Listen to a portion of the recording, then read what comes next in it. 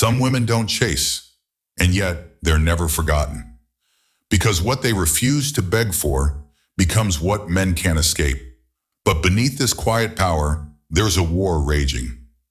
Not out there, inside you. A war your ego keeps hiding from you. A war between the shadow you deny and the worth you're afraid to claim.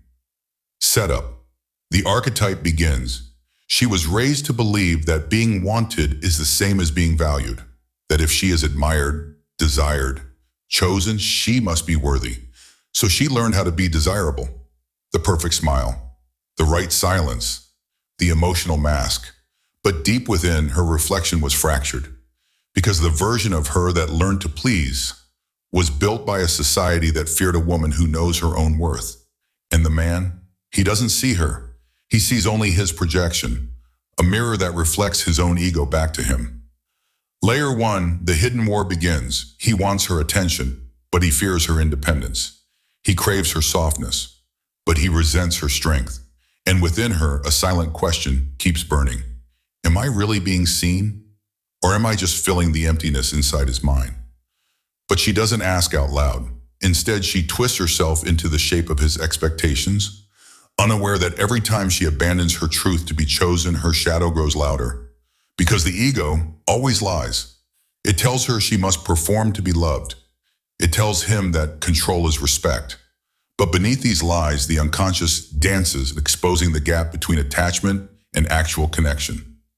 Layer 2, the emotional turning point. One evening, standing in front of her mirror, she no longer sees her reflection. She sees a performance. Every word she said to avoid conflict.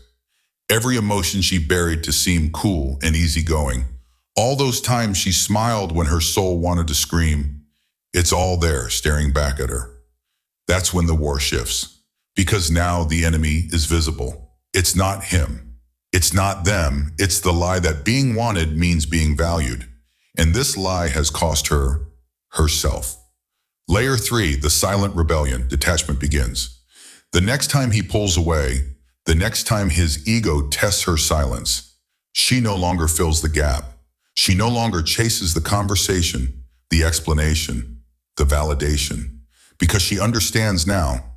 The more she attaches to his inconsistency, the more she disconnects from her own inner truth. And detachment, it isn't coldness, it's clarity. It's the refusal to entertain a war that was designed to keep her distracted. A woman who sees her shadow is no longer manipulated by the illusions of the ego. Layer 4, individuation and empowerment. In this new awareness, she realizes she isn't here to be chosen. She's here to choose. To choose her peace over approval. To choose her depth over superficial attraction. To choose her wholeness over fragmented connections. As Carl Jung said, the privilege of a lifetime is to become who you truly are. And individuation isn't found in validation. It's found in walking through the fire of your own shadow, emerging without the need to explain yourself to anyone. Liberation closing line. The woman who walks away in silence isn't weak. She simply sees more. She sees the war in herself, and she refuses to fight battles that shrink her soul. She doesn't abandon love.